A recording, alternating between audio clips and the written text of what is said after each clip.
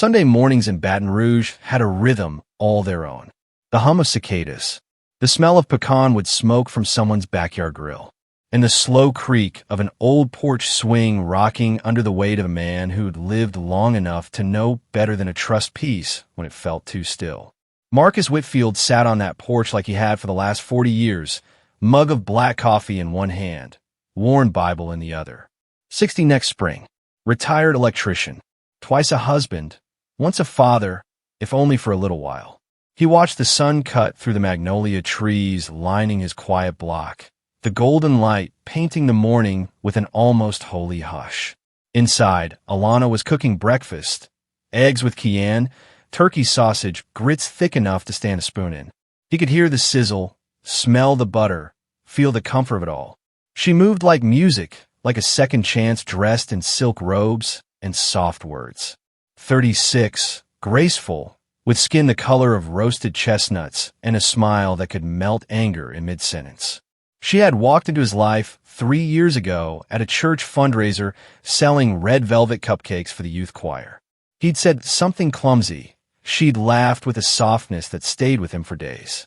She was a blessing, he'd told his sister Ruby not long after the wedding. A real answer to prayer. But Ruby didn't buy into miracles.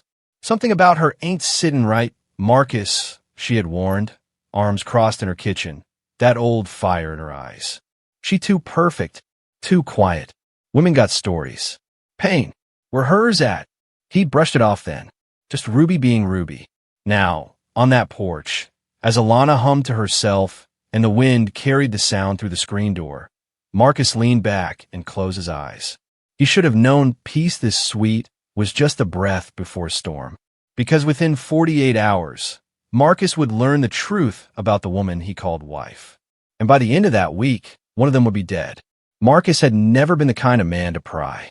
He believed in giving a woman space, in letting the quiet parts speak for themselves.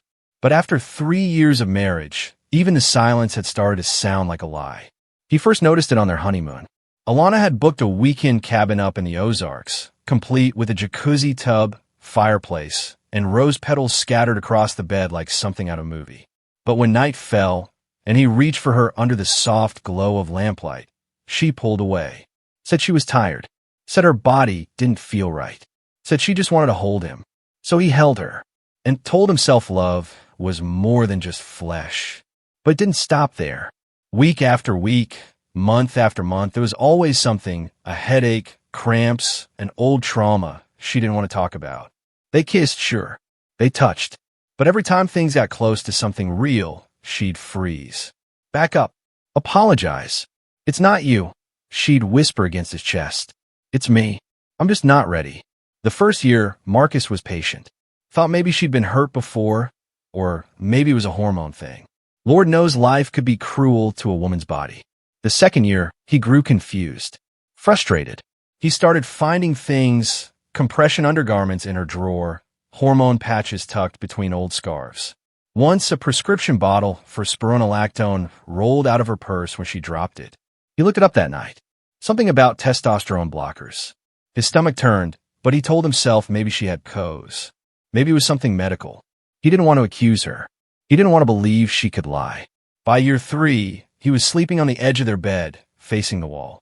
She always curled into his back, always whispered, "Good night, baby," like nothing was broken. But he knew, deep down, in that part of man's gut where truth lives even when he won't say it out loud. Marcus knew something was off. His sister, Ruby, never liked Alana. She too smooth, she told him one afternoon while folding church bulletins. Don't make no sense. She got no people. No mama, no cousins. You ever seen one picture of her as a little girl? She say she from Memphis, but don't talk like nobody from Memphis. Leave it alone, Ruby, Marcus muttered, trying to focus on the bulletin layout. Ruby slammed the stack down. You let that woman in your house and your bank account, and you don't even know her blood type. That ain't love, Marcus. That's blindness. He didn't respond. Couldn't, because deep down, he was afraid she was right. Still, Alana was sweet, thoughtful. She packed his lunch every morning, called him baby in that honeyed voice, made sweet tea from scratch, the way his mother used to. On Sundays, She ironed his shirts before church and kissed his forehead as he left for men's Bible study.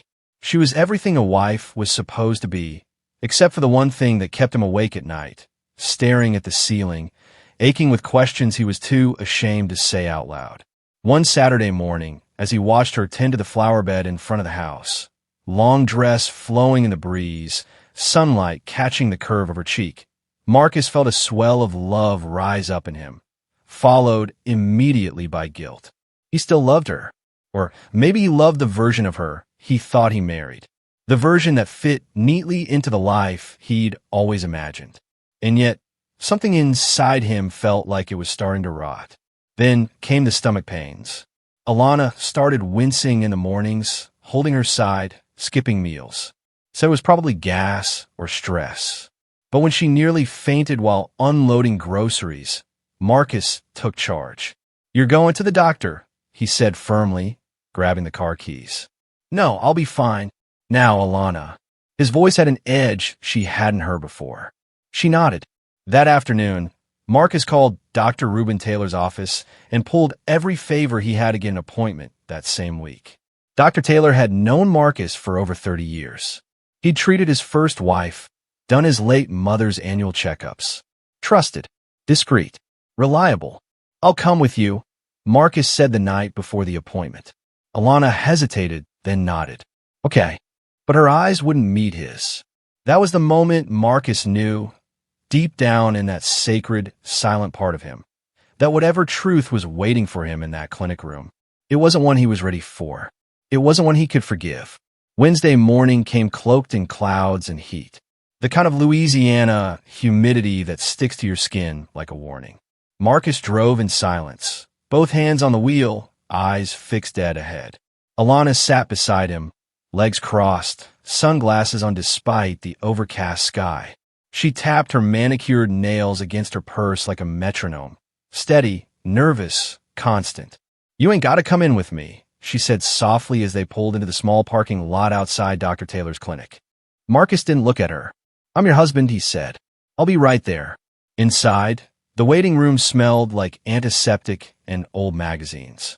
A mother with 2 toddlers sat in the corner. A young woman scrolled through her phone, earbuds in. The air conditioner hummed a little too loud. The receptionist glanced up, smiled. "Alana Whitfield?" Alana stood, smoothed her dress, and walked through the door the nurse opened without once looking back. Marcus stayed behind, elbows on his knees, staring at the floor. His heart felt too big for his chest. Something was wrong. Deeper than stomach pains, deeper than whatever excuse Alana was preparing to give. He didn't want to suspect what he was starting to suspect. Didn't want to name it. Didn't want to face the possibility that the woman he married, the woman he prayed for, had built their life together on something false. 30 minutes passed, then 45.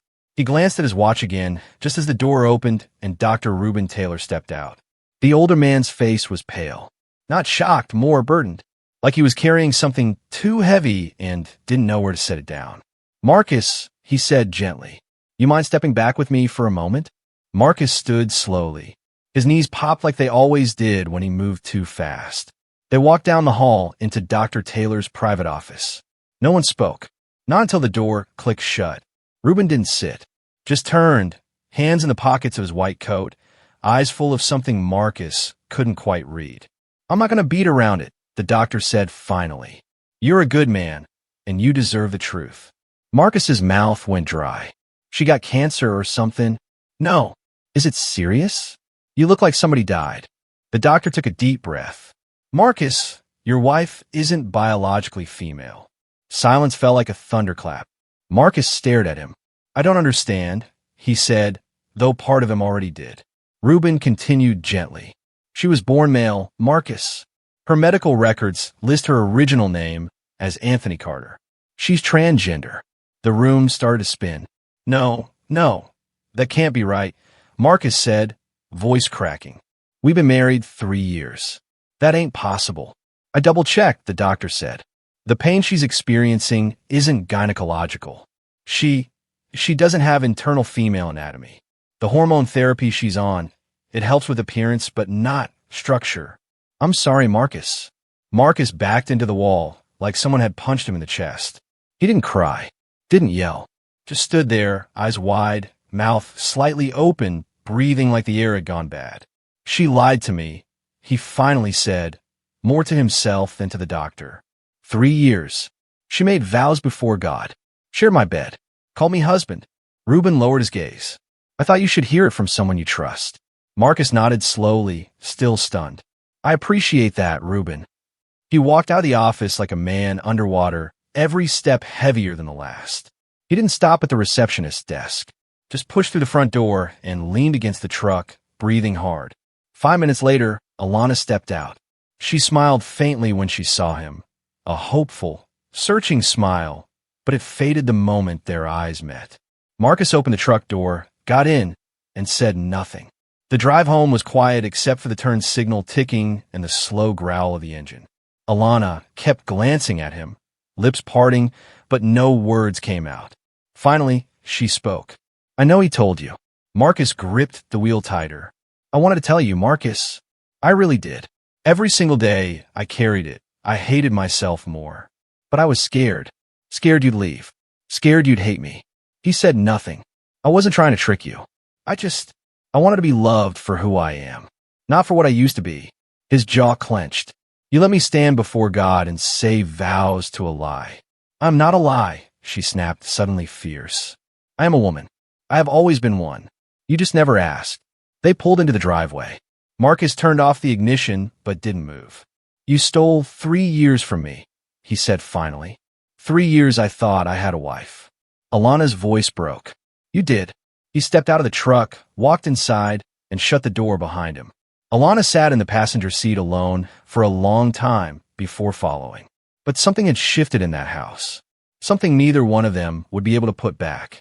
The front door shut behind Marcus with the softest click, but to Alana, it might as well have been a slammed gavel. A verdict, final and cold. She stood on the porch, hands trembling around the strap of her purse, heart banging like a drum against her ribs. Inside, she could hear Marcus's heavy footsteps pacing across the living room floor, back and forth, back and forth. The sound of a man who didn't know where to put his rage. Finally, she stepped in. The house smelled like lemon polish and shame. Marcus stood by the window, staring out at nothing. His arms were crossed, fists tucked tight against his biceps. When he spoke, his voice was low, almost calm, but brittle like glass under pressure. How long? He asked. Alana's throat tightened. Since I was 21. That's when I started hormone therapy. I had top surgery when I was 26. No. He turned to face her now, eyes sharp, jaw tight. How long you been lying to me? She swallowed hard. Since the beginning. That was it. No excuses. No more dancing around the edge. She knew he deserved at least that much truth. Marcus stared at her like she was a stranger. 3 years, Alana. I built a life with you. Loved you. Defended you. You think that's something a man does easy after losing a wife to cancer? She stepped forward, tears starting to brim. I didn't plan for this. I wasn't looking to deceive anyone. I didn't even think someone like you would ever look at someone like me. But you did. And I let myself believe I could have a normal life. He scoffed. Normal? This ain't normal. This is sick. That word sliced through the air like a blade. Alana's eyes filled. I'm not sick. I'm human. And I loved you, Marcus. God help me, I still do. Don't you bring God into this. His voice rose now, trembling with fury. God don't bless lies. God don't put his hand on deception. You let me sleep next to you every night, kiss you, pray with you, thinking you were something you're not. Alana stepped back, as if his words had weight. I am who I say I am. Marcus shook his head, his voice cracked open. You took my choice. That's what hurts most. You didn't let me decide for myself. She wiped at her cheeks. If I had told you up front, would you have even spoken to me again? No, he said without hesitation. Exactly, she whispered. They stood there in the living room they'd once decorated together.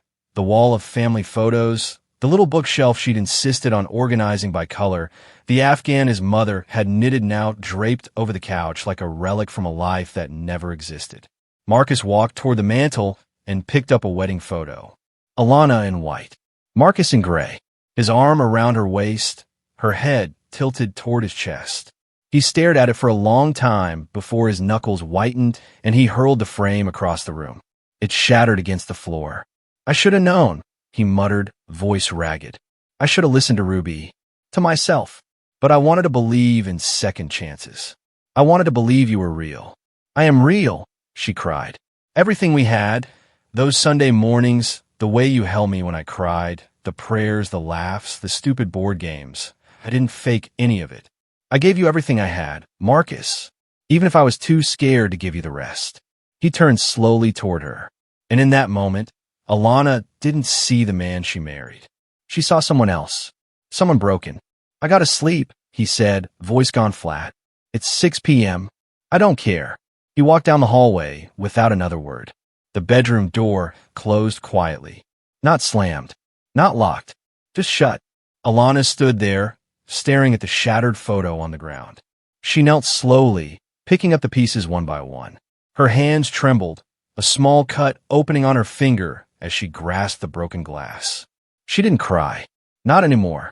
She was past tears. That night, she slept on the couch, if you could call it sleep. Her body lay still, but her mind replayed everything. The way Marcus had looked at her in the clinic parking lot, the fury hiding behind his silence, the finality in his voice when he said, "You ain't my wife. You my mistake." In the dark of their bedroom, Marcus lay awake staring at the ceiling. The shadows stretched long across the walls, and the room felt smaller than it ever had. He remembered the first time Alana kissed him. Soft, delicate, like she didn't think she deserved him. And now he understood why. But knowing didn't dull the pain. It sharpened it. His hand rested on the drawer of his nightstand, fingers brushing the edge of the old lockbox inside, the one his father had left him. Inside it, a .38 revolver, clean, loaded, untouched for years. He didn't open it. Not yet. But the weight of it was suddenly there. Heavy, present, waiting. The next morning was silent. Alana made breakfast, out of habit more than hope. Scrambled eggs, toast. She left it on the counter and returned to the couch.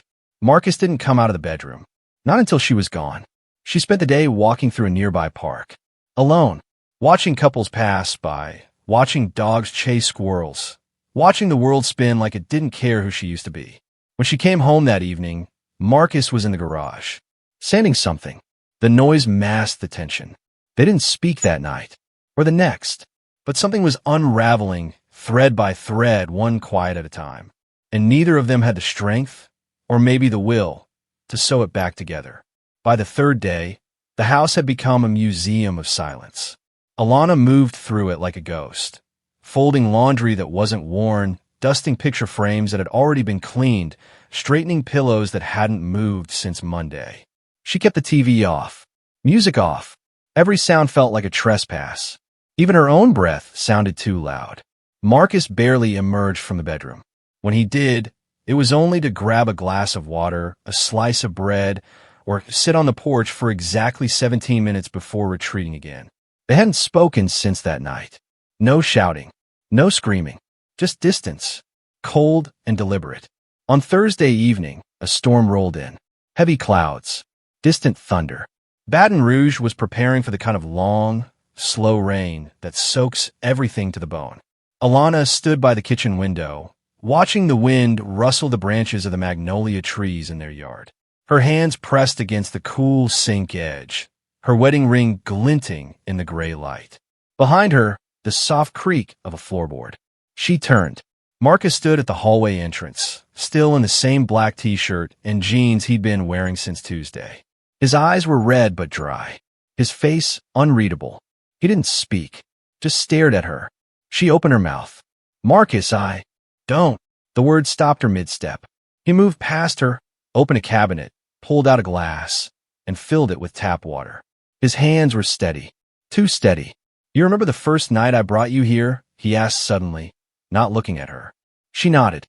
"Of course I do. You wore that green dress. Said you hated the color, but it made your eyes pop." A short, bitter chuckle. "I couldn't stop staring at you." Alana tried to smile, but her lips barely moved. "I was scared," she said softly. "Not of you. Of me. Of how good it felt. Like I was finally seen." Marcus turned to face her now, glass still in hand. I did see you. I saw the woman who made me believe in love again. The woman who brought warmth back to this damn house. I saw everything. A long pause. Then his voice dropped. Accept the truth. Alana stepped closer, cautiously. I never meant to take your choice away. But you did. I know. The thunder outside cracked hard. Marcus's jaw tightened. His eyes searched hers, and for a split second, they both looked like the people they had once been. Two souls clinging to something fragile. Tell me something, Alana, he said. Did you ever feel guilty? Waking up every morning, looking me in the eye, knowing you were hiding this. Her voice caught. Every single day. He nodded once, slowly, then turned and walked away. She stood there, alone in the kitchen, the rain beginning to fall in heavy sheets outside. The ticking of the wall clock was suddenly deafening. That night, Marcus didn't go to bed. He sat in his father's old recliner in the den, a bottle of bourbon on the side table. He hadn't touched liquor in 6 years, but tonight was different. He stared at the walls, at the cross above the fireplace, at the framed quote from Psalms. The Lord is near to the brokenhearted. He didn't feel near to God. He felt lost. By midnight, the house was silent except for the rain and the occasional creak of the old floors shifting. In the bedroom, Alana lay curled on top of the covers, wide awake, staring at the ceiling fan as it spun slowly. She wasn't sure if she should go to him, if it would help, or make it worse. At 2:04 a.m., Marcus stood up and walked quietly down the hall to the bedroom. She sat up the moment she saw his silhouette. Marcus! He didn't answer. He crossed the room, opened the closet, and pulled out the lockbox. The one she'd seen once, years ago, but never touched. He sat on the edge of the bed, placed the box on his lap, and opened it with a key from his pocket. Inside was a .38 revolver. Black, clean, silent. Alana froze. Marcus, please. He stared at the gun for a long time. Hands steady, eyes hollow. I don't know who I am anymore, he whispered. You're the man I love. He looked at her then, really looked at her, as if trying to find the truth in her face, the girl she used to be, the man she was, the woman she had become. I didn't want to kill anyone, he said, almost to himself. I just wanted to be free. Then let me go, she whispered. You don't have to do this. Another crack of thunder. Marcus closed the lockbox, set it back down on the floor, and stood up. He didn't say another word. He left the room, and Alana sat there in the dark, hands shaking, heart pounding, the sound of the rain masking the sound of her tears. The storm had passed by morning, but the weight of it still hung in the air. Everything was damp. The yard, the porch steps, the breath between words. Marcus hadn't slept. He sat on the porch swing in a thin white t-shirt, the bourbon bottle from the night before resting beside his boot. The sky was overcast but quiet, like the world was holding its breath. Alana stood just inside the doorway, watching him through the screen. She clutched a towel in her hand, the one with Whitfield embroidered in soft gold thread, a Christmas gift she'd spent hours stitching in secret. Back then, she thought it would make him smile. Now, it felt like a souvenir from a life unraveling at the seams. He hadn't looked at her since dawn. You should eat something, she said gently. Marcus didn't move, didn't blink, just kept rocking, the swing creaking beneath him. Marcus! Nothing. She stepped outside, the towel still in hand, and sat on the other end of the swing. A cautious distance, close enough to see the pain in his face, far enough not to ignite it. He spoke without turning his head. I used to sit out here every morning after my first wife passed. Thought if I kept the routine the same, I could pretend the world hadn't changed. Alana swallowed hard. But it had, he continued. Everything had. She looked down at the towel in her lap. So has this. But I'm still me. Marcus let out a dry, humorless laugh. I don't even know what that means anymore. The swing creaked as he leaned forward and reached under the wicker seat. Alana's heart caught when she saw him pull out the .38 revolver, same one from the night before, now wrapped loosely in a rag. Marcus, please. He didn't aim it, didn't raise it, just held it in his lap, his hands still as stone. I've been humiliated, he said softly. Played for a fool. I prayed for a wife and got something else. I didn't play you, she whispered. I loved you. more honestly than anyone ever has. But it wasn't honest, he snapped, his voice cracking like old wood. You stole my right to choose, Alana. You let me build a life around a lie. You laid next to me every night knowing what you were hiding. I was afraid you wouldn't love me if you knew. You were right. The silence that followed felt like a verdict. A car passed slowly on the street. A neighbor's dog barked twice and went quiet again. Somewhere, wind chimes stirred like nervous breath. Marcus stood, the revolver in one hand, the rag falling to the floor. Alana stood too, her body trembling. Don't do this, she said. This won't fix anything. I don't care about fixing, he said. She took one slow step toward him. Then what do you care about? His voice dropped to a whisper. Peace. And then the shot. A single, deafening crack that ripped through the quiet morning like thunder returning too soon. The sound echoed across the block, bouncing off brick and oak. Porch lights flicked on. Curtains shifted. Birds scattered from trees. Alana crumpled where she stood, the towel slipping from her hand as her knees gave out.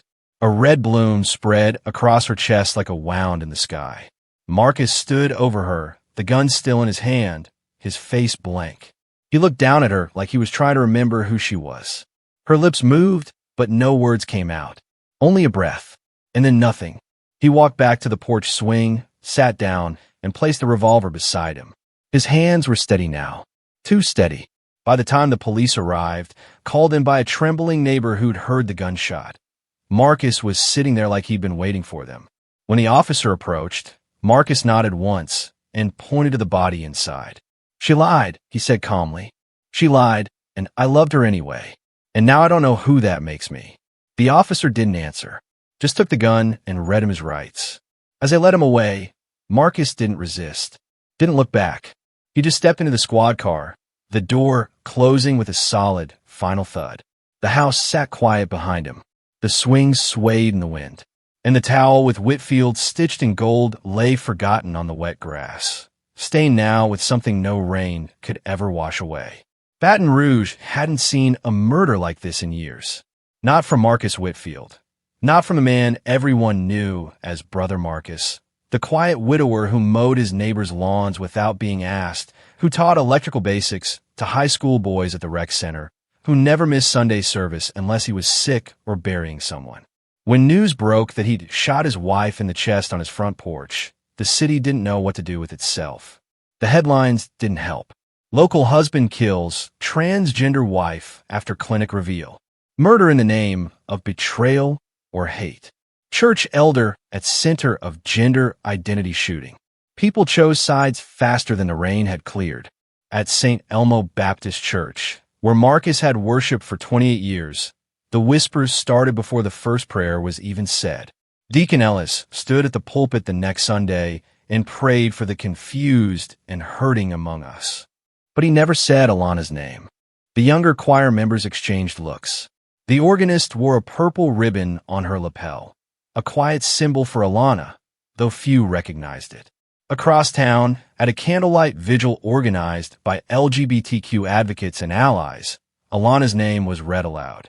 They called her a victim of hate, a woman denied dignity by the very man who claimed to love her. One speaker, a trans woman named Laverne who had known Alana briefly as support group, said into the microphone, she just wanted to be loved. That's all. She wanted a life, a home, a chance to be seen for who she truly was. And it cost her everything. The crowd lit candles in silence. Tears fell. Some people just shook with quiet fury. Meanwhile, in jail, Marcus sat in a small cell with cinder block walls and no window. He said little, slept little, ate only when prompted. His lawyer, a broad-shouldered man named Reggie Owens, sat across from him in the visiting room. They're charging you with second-degree murder, Reggie said, voice low.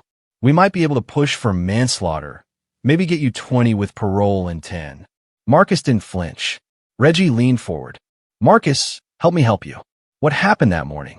Marcus looked at him with empty eyes. She was my wife, he said, and I didn't know her at all. Did you feel threatened? Were you scared she might hurt you? No, I was scared I might never feel clean again. Reggie paused. That's not a legal defense. I ain't trying to defend it, Marcus said. I'm just telling you how it felt. Across the city, Ruby sat in her kitchen staring at the framed photo of Marcus and Alana on their wedding day. She'd always known something was off. She'd felt it in her gut, but even she hadn't seen this coming.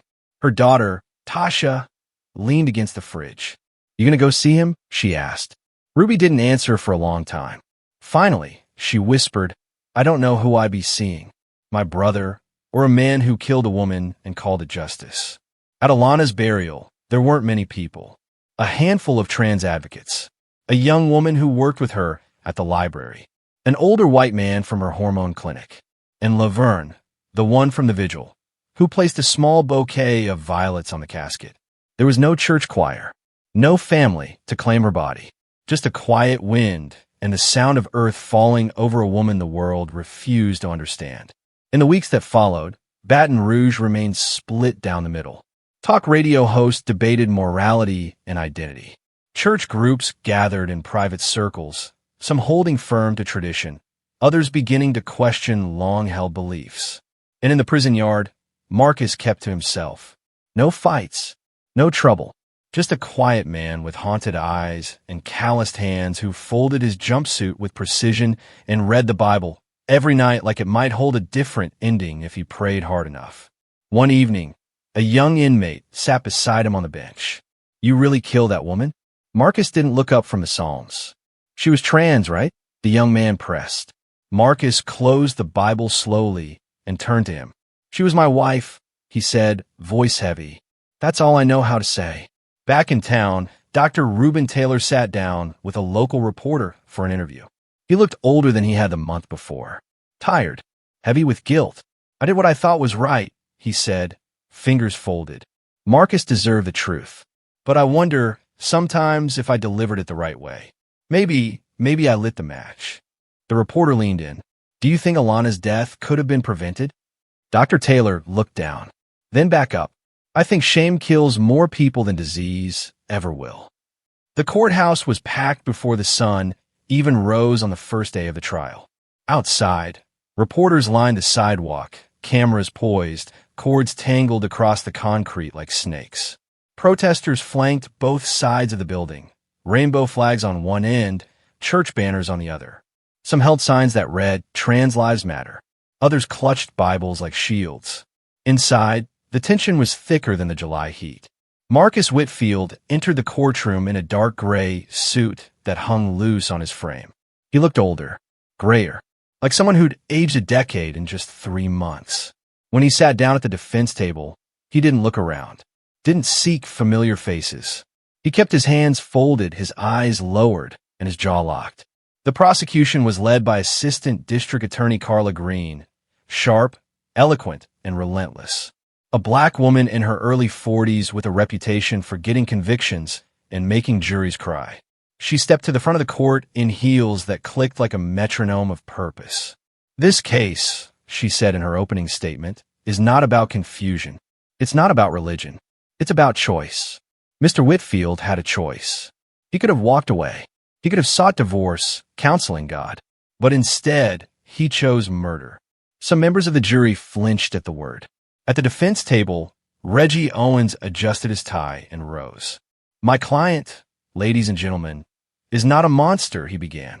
"He's a man raised in a world where identity was black and white, where what he discovered in that clinic shattered not only his marriage, but everything he believed was true about himself. Was it right? No. But was it cold-blooded? We argue no. We argue it was a psychological collapse." Carla shot him a glance that said, "Try me." The state's witnesses came first. Dr. Reuben Taylor took the stand, voice steady but weighed down by guilt. "I told Marcus because I believe he deserved the truth," he said. "I didn't know it would cost Alana her life." "Did Alana ever express fear that Marcus might hurt her?" Carla asked. Dr. Taylor nodded. She said she was scared to tell him, that she knew how he'd been raised. She hoped love would be enough. Next came Laverne, the trans woman from the vigil. She wore a navy blue blazer and pearl earrings. And when she walked to the witness stand, she held her head high. "Alana loved Marcus," she said firmly. She didn't want to lie. She wanted to live. But she also wanted to be safe. And sometimes, in this world, you don't get both. Reggie rose for cross-examination. You never lived with them. You didn't witness their arguments. Are you certain Alana never manipulated him emotionally? Laverne blinked slowly. I'm certain she gave him her heart. The room fell silent. Then it was time for the defense. Ruby took the stand, looking conflicted, hands trembling slightly as she adjusted the microphone. I never trusted Alana, she admitted. I thought she was hiding something, but I never thought my brother would. I never thought he'd go that far. Reggie nodded, then leaned in. Did Marcus ever express anger toward Alana before the day of the murder? No, Ruby whispered. Just confusion. Hurt. Like he'd lost something he couldn't name. Reggie sat down. And then, finally, Marcus. He rose slowly, walked to the stand, and took the oath with eyes downcast. His voice, when it came, was rough. Tired. I loved her, he said. God help me, I loved her. I still don't know if it was real, or if it was all a dream I wanted too badly to question. Carla approached the stand. Mr. Whitfield, you're a religious man, aren't you? Yes. You believe in forgiveness? He hesitated. I used to. And yet you shot your wife, a woman who never raised a hand to you, at close range with a bullet to the chest. Does that sound like forgiveness to you? No, he said, barely audible. Then what was it? Marcus stared at the floor. It was shame, he said. It was fear.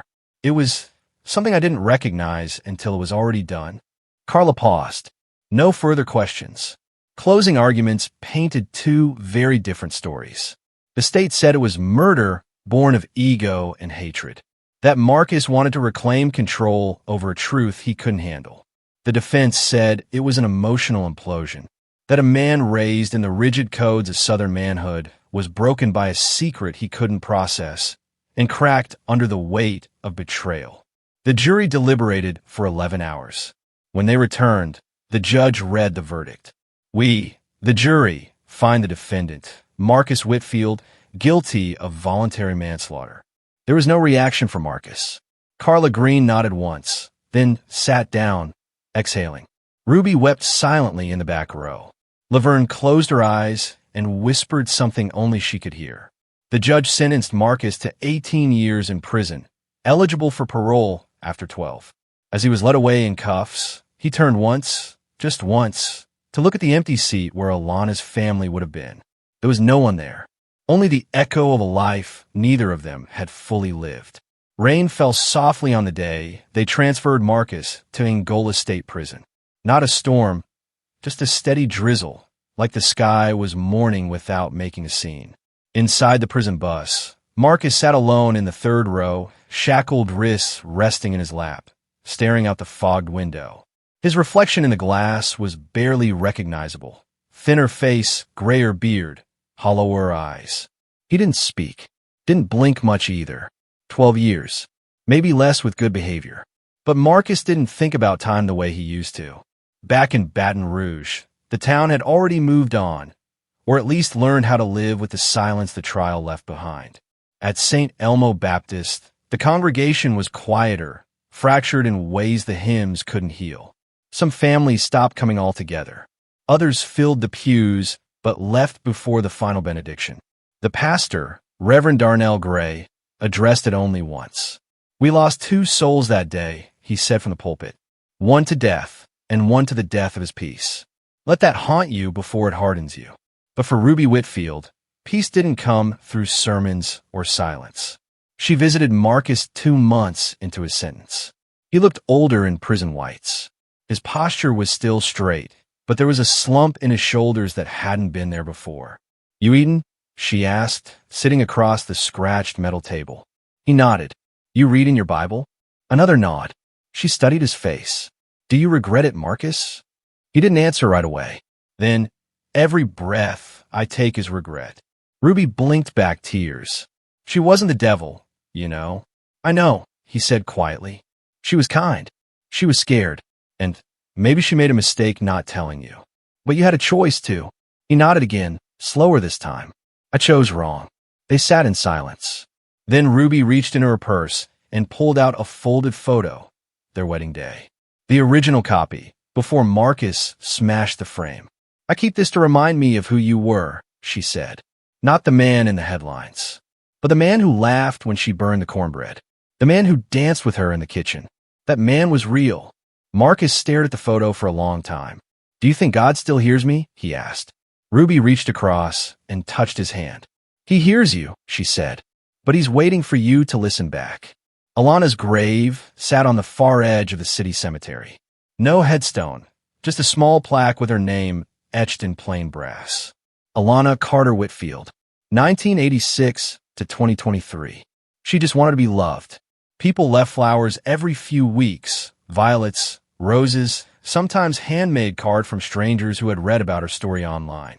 Her grave had become a quiet landmark, a place where trans youth came to cry, or to feel seen, or to whisper truths they were too afraid to tell anyone else.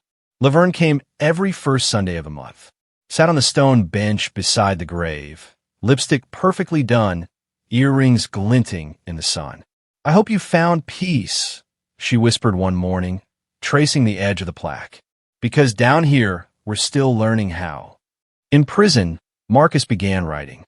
Not letters, not appeals, just pages, stories, prayers, memories. He kept a notebook, brown leather with worn edges, and filled it one line at a time. He wrote about the first time he saw Alana, the way her voice softened when she read out loud, the way she folded towels into perfect squares, the way she cried quietly, like she was trying not to take up space. He wrote about shame, about fear, and one night, under the thin yellow light of his cell, he wrote a sentence that made him pause for nearly half an hour. "I didn't kill her because she lied. I killed her because I couldn't handle the truth." When he read it back, his hands trembled, but he didn't cross it out. Back in town, Ruby started a monthly support group, not just for LGBTQ families, but for families wrestling with change, confusion, betrayal, loss. She called it Second Sundays. The group met in the church basement, folding chairs in a circle, coffee brewed strong and black. Some people cried. Some people argued. But they stayed. They kept coming back. Because sometimes healing doesn't come in waves. It comes in inches.